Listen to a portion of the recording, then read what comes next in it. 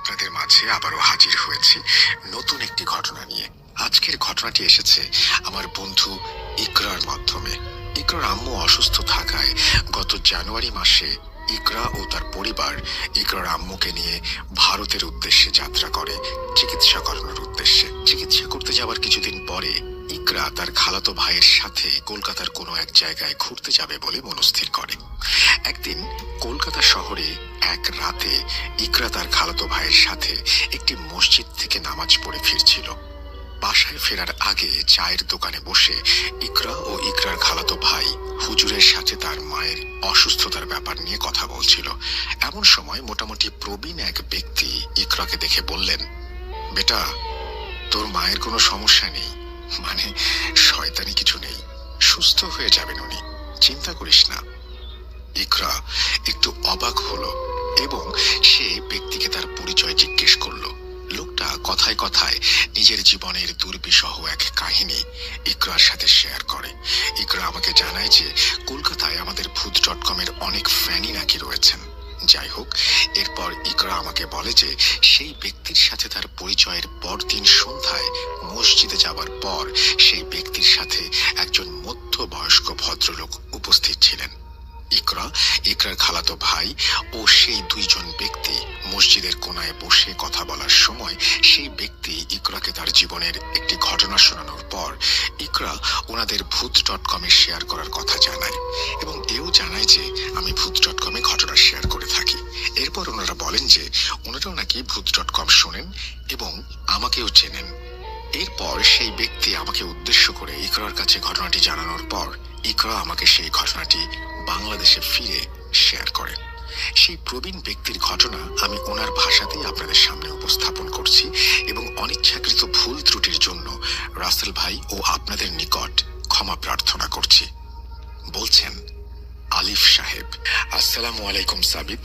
আজ আমি তোমাকে যে ঘটনাটি পাঠাচ্ছি তা আমি অন্য কারো মাধ্যমে পাঠাচ্ছি, কারণ আজকের দিনে আমার কাছে নিজস্ব বাড়ি, মোবাইল, গাড়ি কিছু নেই।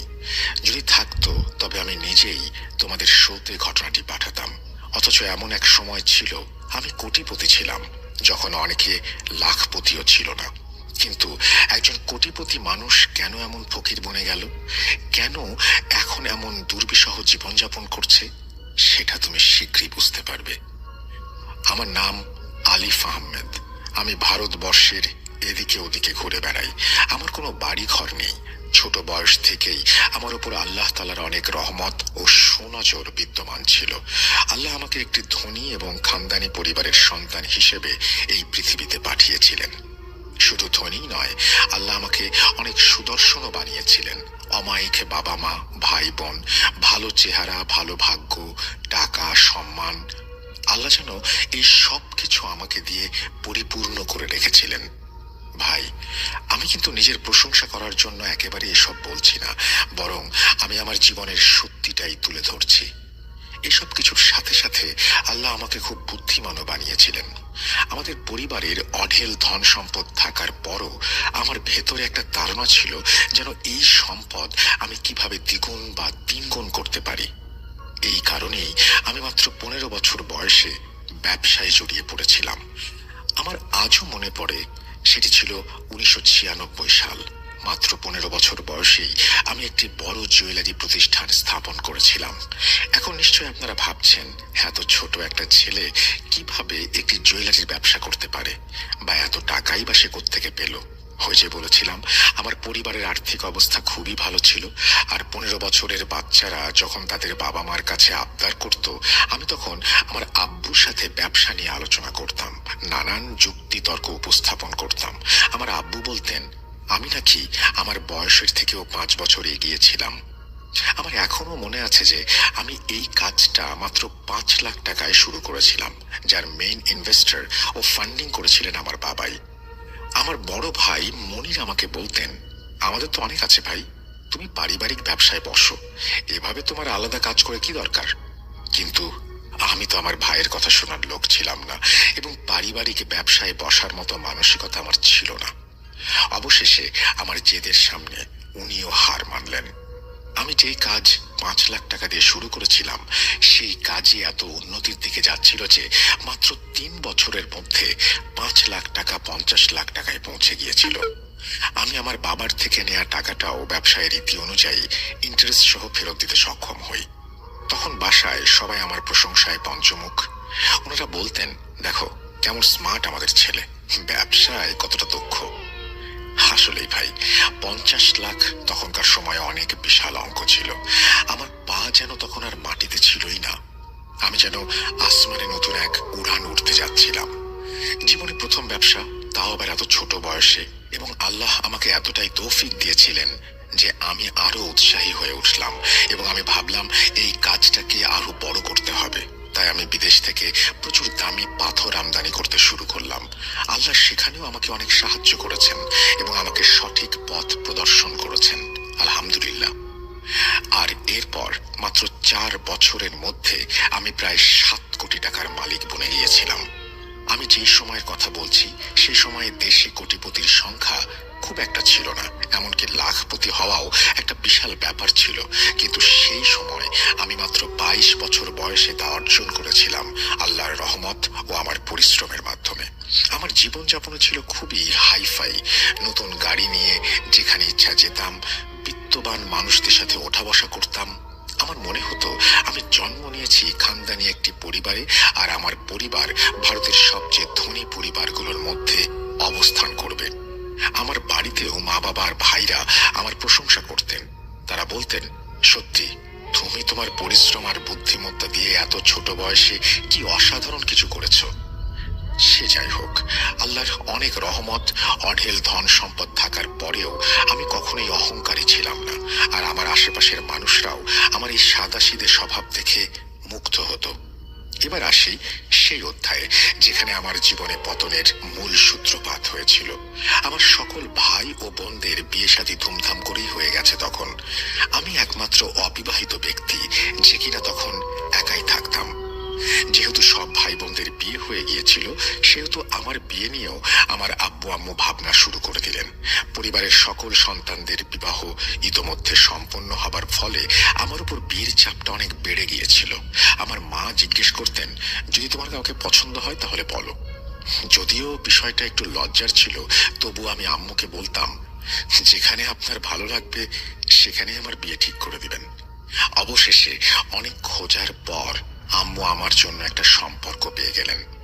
যে পরিবারের মেয়ে আমার আম্মু আমার জন্য দেখেছিলেন সেই পরিবারটি খুব বেশি ধনী ছিল না, কিন্তু তারা আচার ব্যবহারে শালীনতায় অনেক সমৃদ্ধ ছিল, যা আম্মুর নজর কেড়েছিল। পরিবারটি খুব বেশি ধনী ছিল না বললে আসলে ভুলই হবে। আসলে তাদের সত্যি বলতে তেমন কিছু ছিল না, বরং ওনারা খুব অভাবেই দিন কাটাচ্ছিলেন। হয়তো আম্মু এই কারণেই তাদের পছন্দ করেছিলেন। আমার আশেপাশের মানুষ, পাড়া প্রতিবেশী, এমনকি আমার দাদা দাদিও আমার আম্মুকে বলতে লাগলেন, সম্পর্ক অবশ্যই নিজের মতো পরিবারের সাথে করতে হয়, এভাবে এরকম একটা পরিবারে কেন যাচ্ছ তুমি। কিন্তু আম্মুর কথা, আমাদের কাছে শালীনতা ও আচার আচরণ বেশি গুরুত্বপূর্ণ। টাকা পয়সার তো আমাদের দরকার নেই, আল্লাহর দয়া অনেক আছে, আলহামদুলিল্লাহ। আম্মুর কথা মতো আমার বিয়ের দিন চলে এলো। আমার কাছে সেই সময়ে সবচেয়ে দামি গাড়িগুলো ছিল, কারণ ছোট থেকেই বড় বড় গাড়ির প্রতি আমার প্রচন্ড ঝোঁক ছিল। যখন আমি 6টা গাড়ি নিয়ে সেখানে পৌঁছালাম, তখন লোকজন আমার গাড়িগুলো দেখে অবাক হয়ে গিয়েছিল। বিয়ের অনুষ্ঠানে থাকা প্রতিটি মানুষ ওই মেয়েটির ভাগ্য নিয়ে মন্তব্য করছিলেন যে মেয়েটা আমার মতো একজন ধনী স্বামী পেতে চলেছে। তবে আমি নিজেও অনুভব করেছিলাম যে আম্মুকে আমার জন্য অন্তত আরেকটু ভালো জায়গায় সম্পর্ক করা উচিত ছিল। কিন্তু সে সময়টা এমনই ছিল যে বাচ্চারা খুব একটা কথা বলতো না, বিশেষ করে বিয়ের ব্যাপারে, আর মা বাবার প্রতিটি নির্দেশ মাথা নত করে শুনত। এতক্ষণ আমি নিজের ও নিজের পরিবারের যে বর্ণনাগুলো দিলাম সেগুলো শুনে হয়তো আপনারা অনেকেই বিরক্ত হচ্ছেন, কিন্তু আমি সত্যি বলছি, পরবর্তী অধ্যায় শোনার জন্য এসব বলা সত্যিই জরুরি।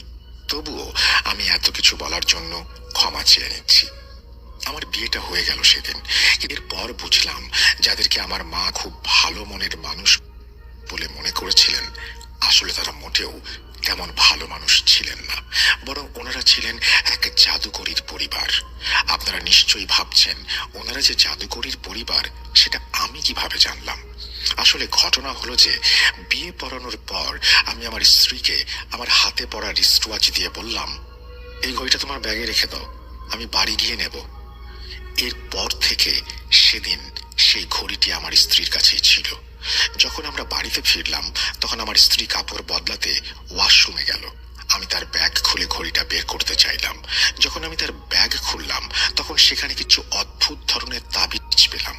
তাবিজগুলোর সাথে আরো ছিল 4-5টা কাগজ, যেগুলোর উপর আমার নাম লেখা ছিল, আর বাকি 4টি কোণে লেখা ছিল কাবু। বিশ্বাস করো ভাই, তখন পর্যন্ত আমি কোনো জিন বা জাদুর সঙ্গে পরিচিত ছিল না, আর এসব সম্পর্কে কিছুই জানতাম না। আমার কেন, আমার পরিবারের কারো জীবনে তখন পর্যন্ত জিন বা জাদুর সাথে কোনো সম্পর্ক ছিল না। যাই হোক, বিয়ের পর আমি বুঝতে পারলাম আমার শ্বশুর বাড়ির লোকজন কতটা লোভী। বিয়ের কিছুদিন পর পর আমার শাশুড়ি আমার দোকানে আসতো এবং কোনো না কোনো ভাবে একটি ভারী গহনার সেট নিয়ে চলে যেত। উনি গহনা নিয়ে চলে যাবার আগে বলতেন যে আমি কিছুদিনের মধ্যে টাকা দিয়ে দেব, কিন্তু ভাই সেই টাকা আর কোনোদিনই আসতো না। প্রথম দিকে আমি কিছু বলিনি, কিন্তু যখন ধীরে ধীরে এই ঘটনাগুলো বাড়তে শুরু করলো, আমি একদিন আমার স্ত্রীর কাছে গিয়ে স্বাভাবিকভাবেই বললাম, শোনো, তোমার মাকে একটু বুঝিয়ে বলো, এগুলো কি ঠিক? এটা তো আমার ব্যবসা, তাই না? এভাবে যদি চলতে থাকে তাহলে তো আস্তে আস্তে আমাদের বড় ধরনের ক্ষতি হয়ে যাবে। উনি প্রায় 4-5 দিন পর পর এসে দামি দামি গহনার সেট নিয়ে চলে যান, আর টাকা পয়সা দেবেন বলেও দেন না। তুমি ওনাকে একটু বিষয়টা বুঝিয়ে বলো। আমার কথা শুনে আমার স্ত্রী আমার উপরেই চড়াও হতে লাগলো। বলল যে যদি আমার মা 2-3টি সেট নিয়েও নেয় তাহলে এতে আপনার সম্পদে কি সমস্যা হয়ে যাবে? কমে যাবে আপনার? ন্যায়াধী ছোট লোকের পরিচয় দিলেন আপনি। আমি আমার স্ত্রীর আচরণ দেখে হতবাক হয়ে গেলাম। আমি ওকে বললাম যে এটা ধন দৌলতের ব্যাপার না, এটা আসলে মান সম্মানের বিষয়। এটা কি ধরনের কথা যে দোকানে এসে নিজের ইচ্ছা মতো জিনিস নিয়ে যাও, বিনা পয়সায় নিয়ে চলে যাও? আমার বউ মাটিতে পা ঠকিয়ে ঘর থেকে বের হয়ে গেল। আমি জানতাম সে তার বাবার বাড়ি গেছে। সন্ধ্যার মধ্যে সে তার বাবার বাড়ি থেকে ফিরে এসে আমার মুখে সজোরে টাকা ছুঁড়ে মারল। আমি বললাম, লেহাজ করো, এটা কি ধরনের আচরণ? তোমার স্বামীকে সম্মান দিতে শেখো। তোমার কি এতটুকু তামিজও নেই? এরপর আমি টাকাগুলো নিয়ে দোকানে চলে গেলাম। দোকানে আমার ম্যানেজার টাকাগুলো গুনে আমাকে জানালো যে আমার শাশুড়ি যত দামের গহনা নিয়ে গিয়েছেন এখানে তার অর্ধেক দামও নেই। আমি বাড়ি ফিরে আমার বউকে বললাম, তুমি যে টাকাটা আমার মুখে ছুঁড়ে মারলে, কিভাবে মারলে? এখানে তো অর্ধেক দামও নেই। তোমার মা তো আমার কাছ থেকে আরো বেশি টাকার জিনিস নিয়ে গেছে। সে আমার দিকে তাকিয়ে বিরক্তি নিয়ে বলল, আধা টাকা তো পেয়েছি, বাকিটাও নাকি সময় মতো পেয়ে যাব। আমার নাকি এত উত্তেজিত হওয়ার কিছু নেই। এই বলে ঘর থেকে বেরিয়ে যাওয়ার আগে সে বলল, আমরা তো ভিখিরি নই যে তোমার টাকায় আমাদের চলতে হয়। আমার বউয়ের এরকম কথায় আমি খুব বিরক্ত হচ্ছিলাম, কারণ একে তো এভাবে জিনিস নিয়ে যাচ্ছে, টাকা দিচ্ছে না, তার উপর আবার বড় বড় কথা বলছে। যদি ওনারা সরাসরি আমার কাছে টাকা চাইতো বা গহনা চাইতো আমি অবশ্যই দিতে রাজি হতাম, কিন্তু যেভাবে আমার সাথে প্রতারণা হচ্ছে তাতে আমি খুবই সমস্যায় পড়ে গেছি। কিছুদিন পার হলো, আমার স্ত্রী তার বাবার বাড়ি থেকে ফিরে এলো। তার হাতে লাড্ডুর একটা ডিব্বা ছিল। লাড্ডুর ডিব্বা আমার দিকে এগিয়ে দিয়ে সে বলল, আম্মি তোমার জন্য পাঠিয়েছে, আমার ছোট বোনের বিয়ে ঠিক হয়ে গেছে। আমি তাকে বললাম, মাশাআল্লাহ, তোমাদেরকে অনেক অনেক অভিনন্দন, শুভেচ্ছা। এরপর তার আম্মুকেও আমার পক্ষ থেকে শুভেচ্ছা দিতে বললাম এবং জানিয়ে দিলাম যে আমি যদি সময় পাই তাহলে তাদের বাড়িতে যাব এবং আমার শাশুড়িকে নিজে অভিনন্দন জানিয়ে আসব। আমি ছোট থেকেই মিষ্টি খুবই পছন্দ করতাম। আমি আমার স্ত্রীর আনা সেই ডিব্বা খুললাম এবং লাড্ডু খেতে শুরু করলাম। লাড্ডু খাওয়ার পর আমার মনে হলো যেন আমার মাথা ঘুরতে শুরু করেছে। আমার মনে হলো আমি অজ্ঞান হয়ে যাচ্ছি, কিন্তু অজ্ঞান হওয়ার আগে যে দৃশ্যটা দেখলাম সেটি হলো আমি পড়ে যাচ্ছি আর আমার স্ত্রী আমার দিকে তাকিয়ে হাসছে। যখন আমার চোখ জোড়া খুলল আমি তখন হাসপাতালে। আমার কাছে আমার পরিবারও ছিল, আমার বউ ছিল, আমার শাশুড়িও দাঁড়িয়েছিলেন। আমি উঠে সবার প্রথমে আমার বউকে জিজ্ঞেস করলাম, তুমি লাড্ডুতে কি মিশিয়েছিলে? একদম হঠাৎ করেই আমার বউ আর শাশুড়ি অস্থির হয়ে গেল। আমার শাশুড়ি বললেন, বাবা, আমরা তো কিছু মিশাইনি। আমি ওনার থেকে মুখ ফিরিয়ে নিয়ে আমার বড় ভাই মনিরকে বললাম, ওই লাড্ডু খাওয়ার পর আমার শরীর খারাপ হয়ে গেছে। আমার পরিবার অবাক হয়ে আমাকে জিজ্ঞেস করলো, কোন লাড্ডু? সে ভালোবাসি, কিন্তু আমার স্ত্রী সন্তান প্রাপ্তিতে একদমই খুশি না। তার আচরণ দেখে মনে হতো সে বাচ্চা চায়নি কোনোদিন। বাচ্চা হওয়ার পর সে প্রায় 2 মাস করে নিজের বাপের বাড়িতে চলে যেতে শুরু করে এবং বাচ্চাদের নিয়েই সেখানে যায়। সে জানতো আমি আমার বাচ্চাদের কতটা ভালোবাসি, তাদের ছাড়া আমি একদিনও থাকতে পারবো না। কিন্তু সে জেনেও আমাকে বিরক্ত করার জন্য মায়ের বাড়িতে বসে থাকতো। যদিও আমার শাশুড়ির আমার দোকান থেকে গহনা কিনে নিয়ে যাওয়ার ব্যাপারটা এখনো চলছিল। একদিন আমি খবর পেলাম আমার দোকানের এক কারিগর দোকান থেকে 1 লাখ টাকার গহনা নিয়ে পালিয়ে গেছে। এই কারিগরটি সেই ছিল যে প্রতিদিন আমার ম্যানেজারকে হিসাব দিত। আমার দোকানের স্টাফদের আমি এমন ভাবেই বলে রেখেছিলাম যে আমি না থাকলে পুরো দোকানটা তাদের হাতেই থাকতো। এটা আমার ব্যবসার জন্য খুবই খারাপ একটা সিদ্ধান্ত ছিল। আমার দোকানে না যাওয়ার কারণে কাজ স্লো হয়ে গিয়েছিল।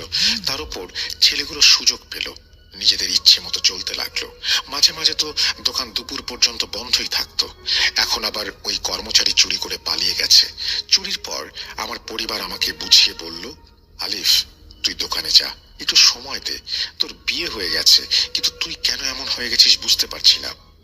তাদের কথায় আমি দোকানে যাওয়া আবার শুরু করলাম, কিন্তু 1-2 ঘন্টার বেশি বসে থাকতে পারছিলাম না। এত বেশি জটিলতা হচ্ছিল, নানা চিন্তা আসতে লাগলো মনে।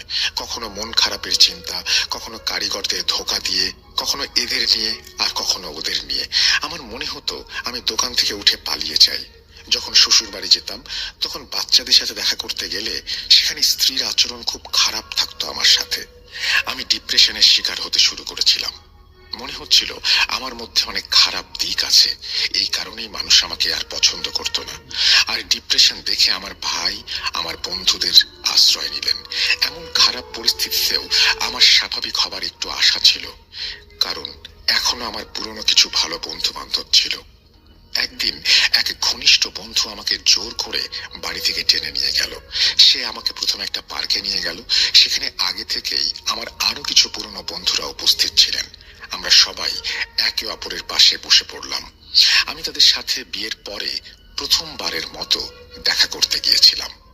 তারা আমাকে জিজ্ঞেস করলো, তুই কোথায় চলে গিয়েছিলি রে ভাই? কিরে, তোর কি ভাবিকে বেশি পছন্দ হয়েছে যে বন্ধুদেরকেও ছেড়ে দিলি? আমি তাদের কোনো কথার উত্তর দিতে পারছিলাম না। যখন তারা আমার মৌনতা আর আমার চেহারার এমন অবস্থা দেখলো, তখন তারা আমার জন্য চিন্তিত, উদ্গ্রীব হয়ে গেল এবং জিজ্ঞেস করতে লাগলো, তোর কি হয়েছে? তোর এই মলিন মুখ, পুরনো কাপড়, তোকে তো চেনাই যাচ্ছে না। আমি বিষয়টি এড়ানোর জন্য বললাম, দোস্ত, বিয়ের পর দায়িত্ব বেড়ে যায়, তারপর মানুষ নিজেকে সময় দিতে পারে কোথায়? এরপর আমি দেখলাম একদম হ্যান্ডসাম একটা ছেলে যে কোট প্যান্ট পরে এসেছে আমাদের সঙ্গে এসে বসে গেল। সে সবার সাথে মুসাফা করছে আর সবাই তার সঙ্গে এমন ভাবে কথা বলছে যেন তারা তাকে ভালো করেই চেনে। তাকে দেখে আমার পুরনো দিনের কথা মনে পড়ে গেল। একসময় আমিও এমন সুন্দর পোশাকে বাইরে বের হতাম। তারপর আমার বন্ধু সেই ছেলের সঙ্গে আমার পরিচয় করিয়ে দিল। আমার বন্ধু আমাকে দেখিয়ে বলল, এ হলো আলিফ, যাকে নিয়ে প্রায় কথা হয়। তারপর সেই ব্যক্তির দিকে তাকিয়ে বলল, এটা মিরাজ সাহেব, ভাই ভাই সুগার মিলের মালিক। ইনি এখন আমাদের গ্রুপেরই সদস্য আর আমাদের খুব ভালো বন্ধু। আমি ওনার দিকে তাকিয়ে সালাম দিলাম। উনিও বসে বসে হাসতে হাসতে আমাকে সালাম দিলেন। আমিও হাসি দিয়ে উত্তর দিলাম। আমরা পরের 2 ঘন্টা সেখানে বসে গল্প গুজব করতে থাকলাম। কিন্তু এই 2 ঘন্টায় আমি বারবার অনুভব করছিলাম যে মিরাজ সাহেব আমার দিকে অপলক দৃষ্টিতে তাকিয়ে আছেন। যেভাবে উনি আমাকে দেখছিলেন তাতে আমি বেশ অস্বস্তিতে পড়ে যাচ্ছিলাম। যখন আমার বন্ধুরা আড্ডা শেষ করে উঠে যেতে লাগলো, মিরাজ সাহেব আমাকে বললেন, আলিফ সাহেব, আমি আপনার সাথে একটু কথা বলতে চাই। আপনি কি একটু সময় করে প্লিজ আসবেন আমার সাথে? আমার বন্ধুরা বলল, ভাই, তুই তাহলে ওনার সাথে বস, আমরা যাই। আমার সকল বন্ধুরা ইতোমধ্যে চলে গিয়েছিল। তখন শুধু আমি বসেছিলাম আর আমার সঙ্গে মিরাজ সাহেব। এদিক সেদিকে কথা বলছিলেন তিনি। হঠাৎ তিনি বললেন, আলিফ সাহেব, আপনি জানেন আমি কিছু কবিরাজি আমলও জানি। আল্লাহ আমাকে প্রচুর সম্পদ দিয়েছেন, কিন্তু এই জ্ঞান অর্জনের উদ্দেশ্য ছিল শুধুই আমার শখ। আমি হাসতে হাসতে মাথা নেড়ে বললাম, আচ্ছা, যেমনটা সাধারণ মানুষ করে। আমার মনে হলো যদি তিনি সত্যিই কবিরাজি আমল জানতেন, তাও আমি তার কাছে কি চাইতাম। কারণ যেমন পূর্বে বলেছি, তখন পর্যন্ত আমি এই জাদু টোনা সম্পর্কে কিছুই জানতাম না। এরপর ওনার সবকিছু শোনার পর আমি বললাম, শুনুন ভাই, খুব ভালো লাগলো, কিন্তু এখন আমাকে অনুমতি দিন, বাড়ি যেতে হবে। তখন তিনি বললেন, না, আমি আপনাকে দরকারি কাজে থাকতে বলেছি, এবং যে কথাগুলো আমি আপনার সম্পর্কে বলছি সেটা আমি আজ পর্যন্ত কাউকে বলিনি। কিন্তু আপনাকে বলার একটা উদ্দেশ্য আছে, কারণ আমি দেখতে পাচ্ছি যে আপনার জীবন খুবই দ্রুত নষ্ট হয়ে যাচ্ছে। আমি মিরাজ সাহেবকে বললাম, একটু পরিষ্কার করে বলেন আপনি কি বলতে চান, আমি আপনার কথাগুলো বুঝতে পারছি না। তারপর তিনি আমাকে বললেন, আপনার কি সেই লাড্ডুর কথা মনে আছে যেটা খাওয়ার পর আপনার মাথা ঘুরেছিল, তারপর আপনি হাসপাতাল অব্দি গিয়েছিলেন? আমি তাকে বললাম, আপনি এই সম্পর্কে কিভাবে জানেন? উনি বললেন, আমি তো অনেক কিছু জানি, ওই তাবিজের কথাও জানি যেগুলো বিয়ের দিন আপনার বউয়ের পার্স থেকে পাওয়া গেছে, যেখানে আপনার নাম লেখা ছিল। তার কথা শুনে আমার মনে হচ্ছিল যেন বিদ্যুৎ চমকালো, আমি যেন একেবারে হতবাক। ঠিক আছে, লাড্ডুর ব্যাপারটা এমন হতে পারে যে আমার বন্ধুদের মাঝে কেউ হয়তো তাকে বলেছে, কিন্তু ওই ঘড়ির ব্যাপারটা তো আমি ছাড়া কেউ জানতো না। ওই রাতে যখন আমি পার্স খুলে ঘড়ি বের করতে গেলাম, তখন তার মধ্যে যে তাবিজ এবং কাগজগুলো ছিল, এটা শুধু আমার জানার কথা, আর কারো না। আমি তাকে জিজ্ঞেস করলাম, ওই তাবিজ আর কাগজগুলোতে আমার নাম লেখা ছিল। উনি বললেন, এগুলো সাধারণ কাগজ না, বরং এগুলো কালো জাদুর তাবিজ ছিল। আমি জিজ্ঞেস করলাম, আমার উপর কালো জাদু কে করবে, এবং এই কালো জাদু আসলে কি? উনি বললেন, এটা এক ধরনের নফসানি বিজ্ঞান, যেখানে কোনো জিনিসের শক্তি দিয়ে অন্যের উপর নিয়ন্ত্রণ করা হয়, তাকে ধ্বংস করা হয়, তার স্বাস্থ্যের ক্ষতি করা হয়। ওনার কথা শুনে আমি অবাক হয়ে গেলাম। তারপর আবার জিজ্ঞেস করলাম, আমার উপর কালো জাদু কে করবে? উনি বললেন, আপনার শুনতে কষ্ট হবে, কিন্তু আপনার বউও এখানে জড়িত আছে। আমি বললাম, মিরাজ সাহেব, আপনি এ কেমন কথা বলছেন? একজন বউ তার স্বামীর জীবন কেন নষ্ট করতে চাইবে? তিনি বললেন, তাদের উদ্দেশ্য একটাই, আপনাকে মেরে আপনার সম্পত্তি দখল করা, বা আপনার সম্পত্তি দখল করে আপনাকে রাস্তার ফকির বানিয়ে দেয়া। আর এই কাজটা তারা বিয়ের দিন থেকেই করছে। আমি বললাম, ঠিক আছে, আমি মানলাম, যদি সে জাদু করেও থাকে, তাহলে তার চিকিৎসা কি? মিরাজ সাহেব হাসলেন এবং বললেন, চিকিৎসা তো আছে, কিন্তু আমি জানি আপনি সেটা করবেন না। আমি বললাম, আমি চেষ্টা করব, বলুন কি করতে হবে। তখন তিনি বললেন, এখনই যান আর আপনার স্ত্রীকে তালাক দিয়ে আসুন। আপনার উপর যে জাদু করা হয়েছে তার একমাত্র সমাধান এটাই। এরপর কি করতে হবে সেটা আমি বলে দেব। তালাকের কথা শুনে আমার মাথায় বাজ পড়ল। আমি বললাম, আমি তাকে তালাক দিতে পারবো না ভাই, আমি কোনোভাবেই তালাক দিতে পারবো না। আর যদি তালাক দেই, তাহলে সে আমার বাচ্চাদের সাথে দেখা করতে দেবে না। মিরাজ সাহেব বললেন, আমি তো আগেই বলেছিলাম আপনি করবেন না, আর যেটা আমি আপনাকে জানাতে চেয়েছিলাম সেটা জানিয়ে দিলাম। এখন আপনি যান, আপনার যা ভালো মনে হয় তাই করুন। আল্লাহ আপনাকে নিরাপদে রাখুন, আমিন। এই বলে মিরাজ সাহেব সেখান থেকে চলে গেলেন। আমি অনেকক্ষণ ধরে চেয়ারে বসে তার কথাগুলো নিয়ে ভাবছিলাম, কিন্তু পরে মিরাজ সাহেবের কথাগুলো মাথা থেকে ঝেড়ে ফেললাম। মনে হলো সে হয়তো আমাকে ভুল বুঝিয়ে রেখেছে, কারণ আমি আমার বউকে চরম পর্যায়ে বিলিভ করতাম। এটা তখনের কথা যখন আমার স্ত্রী তার বাপের বাড়িতে থাকতে গেছে, প্রায় 4 মাস হয়ে গেছে, কিন্তু আমাকে তখন সে তার বাপের বাড়িতে গিয়ে আর বাচ্চাদের সাথে দেখা করতে দিত না। আমার ভিতর এমন একটা অবস্থা তৈরি হয়েছিল যে আমি না আমার স্ত্রীকে বলছিলাম তুমি এতদিন বাপের বাড়িতে কেন থাকো, না তার মাকে কিছু বলছিলাম যে আপনি এখনো কেন আমার দোকান থেকে ফ্রি সেট নিয়ে যাচ্ছেন। আমি খোলামেলা অনুমতি দিয়ে দিয়েছিলাম যে আমার শাশুড়ি যখন আসবে যা কিছু চাইবে দিয়ে দিতে। আপনারা ভাবতে পারেন যে প্রথম ঝগড়া আমার স্ত্রীর সাথে এই কারণেই হয়েছিল যে তার মা কেন ফ্রি সেট আমার দোকান থেকে নিয়ে যায়। এখন আমি নিজে অনুমতি দিচ্ছি, তাহলে এর মানে হলো আমি আসলে কারো প্রভাবের মধ্যে আছি। বুঝতে পারছেন? এক রাত্রে আমি স্বপ্ন দেখলাম যে একটা মেয়ের সাথে 4 মুখওয়ালা একটা বিশাল সাপ এসেছে আমার ঘরে। সাপ এত বড় যে যা দেখে আমি ভয় পেয়ে গেলাম। সে আস্তে আস্তে আমার দোকানে রাখা সব স্বর্ণালংকার গুলো নিয়ে যাচ্ছিল। আমি চাইলেও কিছু করতে পারছিলাম না। যখন আমার চোখ খুলল, তখন আমি ঘেমে ভিজে একাকার। আমার হৃৎপিণ্ডের ধড়ক বেড়ে গিয়েছিল। যে মেয়েটাকে স্বপ্নে দেখে আমি খুবই চিন্তিত হয়ে পড়েছিলাম, সেদিনই সকালে 10টায় খবর পেলাম যে আমার দোকানে আগুন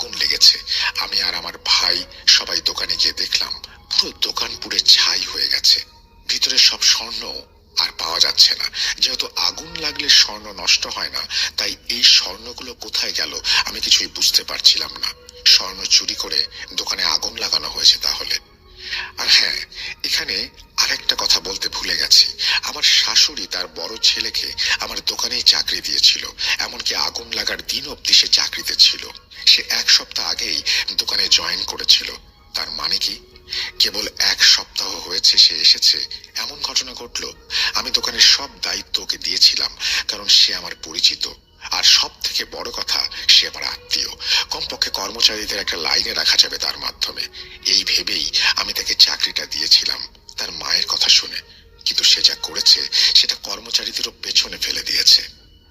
এরপর আমার ভাই মনির বলছেন, এই কাজে হয়তো তোমার বউয়ের ভাইয়ের হাত আছে, সব ওরই করা।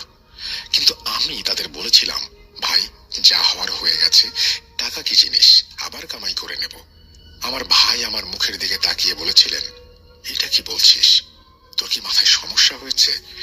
এত কিছু হয়ে গেল, এখনো নিজের শাশুড়ি পরিবারকে কিছু বলছিস না কেন? আমি বললাম যে, বলছি না। কোনো সমস্যা তোমাদের? এই ঘটনার কিছুদিন পর আমার স্ত্রী ফিরে এলো। আমি তো শুধু আমার বাচ্চাদের দেখে খুশি হয়ে গিয়েছিলাম, এবং তাদের দেখে আমার ব্যবসার এত বড় ক্ষতিটাও আমি ভুলে গিয়েছিলাম। আমার স্ত্রীর আচরণও আমার সাথে অনেক ভালো হয়ে গিয়েছিল। হঠাৎ করে সে আমাকে সান্ত্বনা দিচ্ছিল, বলছিল, পেরেশান হবেন না, এটা আল্লাহর তরফ থেকে একটা পরীক্ষা। পরের 1-1.5 মাস আমার খুব ভালো কেটেছে, বাচ্চাদের সাথে খেলতে খেলতে এবং স্ত্রীর এত ভালো আচরণের জন্য। তারপর আমার স্ত্রী আবার তার বাপের বাড়িতে চলে গেল। 2 দিন পর ফিরে এলো। তার হাতে একটা ক্ষীরের কাচের বোল ছিল। সে বলতে শুরু করলো, আমি আপনার সমস্যার জন্য কোরআন খতম দিয়েছিলেন, আর এই ক্ষীর হাফিজদেরও খাওয়ানো হয়েছে, আর এটা পড়া ক্ষীর, তাই আমি ভাবলাম যে আপনার জন্য নিয়ে আসি। আমার বউয়ের কথা শুনে যখন আমি ক্ষীরটা খেলাম, তখন যেন আমার অন্যদিকে আর কোনো খেয়ালই ছিল না। আমি যেন আমার বউয়ের পোষা কুকুরের মতো প্রভুভক্ত হয়ে গিয়েছিলাম। যেমন যখন আমি ক্ষীরটা খাচ্ছিলাম, আমার স্ত্রী আমাকে বলছিলেন যে, আপনি আপনার সম্পত্তির অংশের দাবি করুন এবং আপনার ভাইদের বলুন যেন তারা আপনার অংশ দিয়ে দেন। আমার আম্মু আব্বু মৃত্যুবরণ করেছিলেন এবং আমার সব খরচ আমার ভাই বহন করছিলেন। এটা ঠিক যে তাদের দোকান বা এই বাড়িতে আমার অংশ ছিল, কিন্তু এত কিছুর উন্নতিতে সব কষ্ট তো আমার ভাইয়েরই। আমি তো জীবনে শুধু নিজের কাজই সামলেছি। আমার ভাই খুব ভালো মানুষ ছিলেন। তিনি আমার কষ্ট দেখে কখনোই বলেননি, তুমি কেন দোকানে আসো না, বরং উনি আমার সব খরচ নিজেই তদারকি করতেন এবং আমাকে সৎ পরামর্শও দিতেন। আমাদের পরিবারের জুতার ফ্যাক্টরি ছিল। আমরা পুরো ভারত জুড়ে আমাদের জুতা বিক্রি করতাম। শুধু দিল্লিতেই আমাদের 3-4টা দোকান ছিল। আমার ভাই সেখানেও বসতেন। আমি জীবনে কখনো ভাবতে পারিনি যে আমি আমার ভাইয়ের বিপক্ষে যাব বা তার সাথে এমন কোনো আচরণ করব যাতে করে সম্পর্ক নষ্ট হয়। কিন্তু জানি না ওই দিন কি হয়েছিল। ক্ষীর শেষ করে আমি কাপটা পাশে রেখে সোজা আমার বড় ভাইয়ের কাছে চলে গেলাম। আমি তাকে বললাম যে আমার নিজের অংশ চাই। আমার বড় ভাই জিজ্ঞেস করতে লাগলেন যে, কি এমন হলো, কি এমন দরকার পড়লো যে তুমি তোমার অংশ দাবি করছো?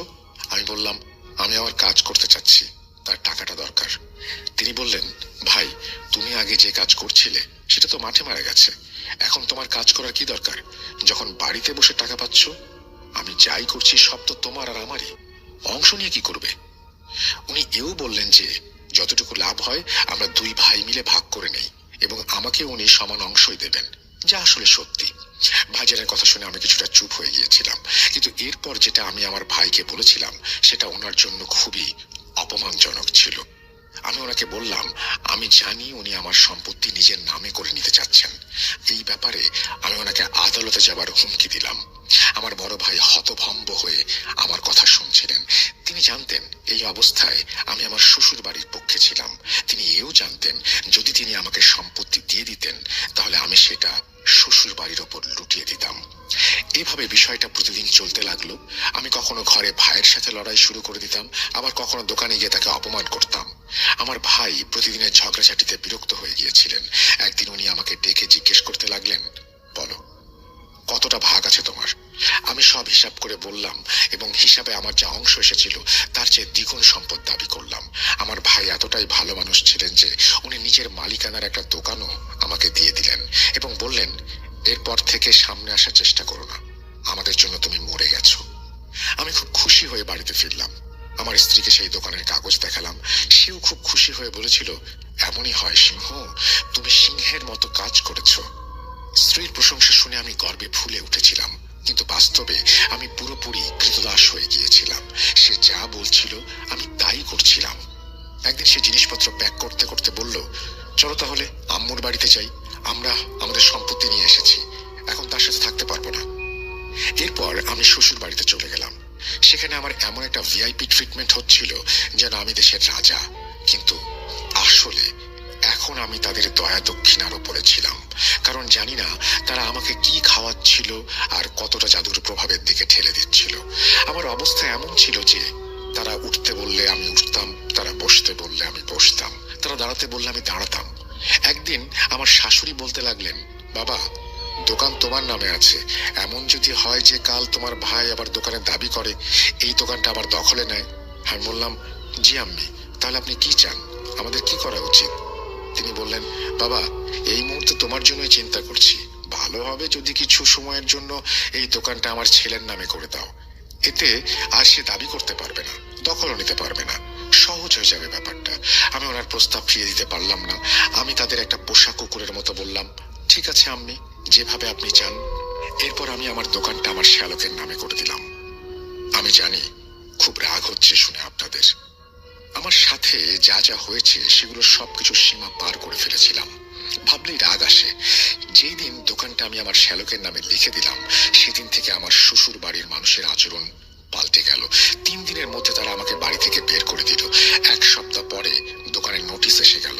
আমি রাস্তায় এসে পড়লাম। মিরাজ সাহেব যে কথা বলছিলেন সেটা সত্যি হয়ে গেল। পরের কিছুদিন আমি বন্ধুদের কাছে থাকলাম। ভাইকে আমার অবস্থার কথা জানানোর পর আমার সঙ্গে তিনি দেখা করেননি, কিন্তু আত্মীয়দের মাধ্যমে আমাকে সাহায্য করে গেছেন। পরের 10 বছরের মধ্যে আমার ভাইয়ের অবস্থাও খারাপ হয়ে গেল। ভাতিজারা তো মুখ দেখাতো না। ছোটবেলা থেকে আমার প্রতি তাদের মনে ঘৃণা জন্মে গিয়েছিল, সেটা বড় হয়েও যায়নি। আমার স্ত্রী আমাকে তার সন্তানদের সাথে দেখা করতে দেয়নি। আর আমার জীবন এই রকম, কখনো দরবারে গিয়ে খাই, সেখানেই রাতে ঘুমিয়ে পড়ি, কখনো কোনো হোটেলের বাইরের বেঞ্চে শুয়ে পড়ি। এক সময়ের রাজপুত্র, আজ ভিখারির মতো। কি একটা জীবন কাটাচ্ছি। প্রতিটা মুহূর্তে মরার জন্য দোয়া করি। জানি তোমরা ভাবছো আমি চাকরি করি না কেন। বিশ্বাস করো, আমাকে দিয়ে কিছু হবে না। যদি কিছু করতে চাইও তাও কিছু হবে না। আমার বয়সও তেমন বেশি হয়নি, কিন্তু তবুও বেঁচে থাকতে ইচ্ছা করে না। আমার একটা বন্ধু আছে দরবারে, যে তোমাদের গল্পগুলো শোনে। একদিন তোমার জাদুর গল্প শুনে ভাবলাম তোমার বন্ধুর সাথে পরিচিত হই, আমার জীবন কাহিনীও শেয়ার করি তোমাদের সাথে, সবাইকে বলি আমার সাথে কি হয়েছিল। আমি তোমার বন্ধুর মাধ্যমে এই ঘটনাটি পাঠাচ্ছি। যারা এই ঘটনা শুনছেন তারা আমার মৃত্যুর জন্য দোয়া করবেন, কারণ আমি বাঁচতে চাই না। মাফ করো আমাকে। হয়তো তোমাদের শোয়ের বাকি সব ঘটনার মতো আমার ঘটনায় বিকৃত কোনো চেহারা নেই, কোনো রুকাইয়া নেই, কোনো জিনের ভয় নেই। আমি অনেকাংশে যা অনুভব করেছি সেগুলো তোমাকে বলিনি, কারণ সেগুলো যদি বলি তবে